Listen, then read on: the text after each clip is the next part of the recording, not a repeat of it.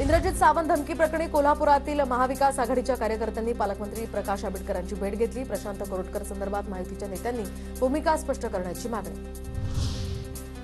रणजित सिंग मोहिते पाटलांचा मुलगा विश्वजित सिंग यांच्या विवाह सोहळ्याला शरद पवारांची हजेरी।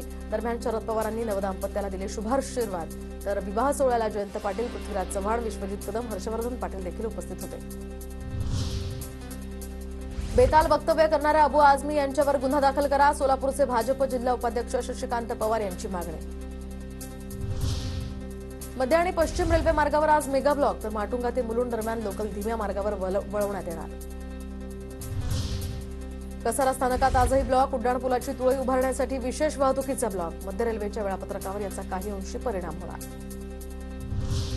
कर्नाटकातील अलमट्टी धरणाची उंची वाढवण्यात येणार नाही, तर केंद्रीय जल आयोगानं कर्नाटक सरकारला बजावलं।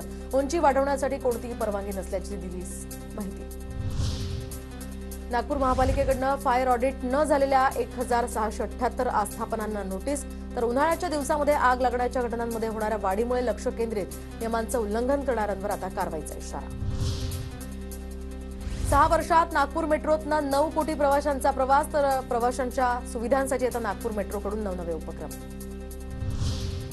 10 कोटींच्या कर प्रकरणामध्ये शाहरुख खानला मोठा दिलासा। IT-80नं रावण या चित्रपटाशी संबंधित कोटींच्या कर पुनर्मूल्यांकन प्रकरणामध्ये आयकर विभागाचा आदेश नाकारला।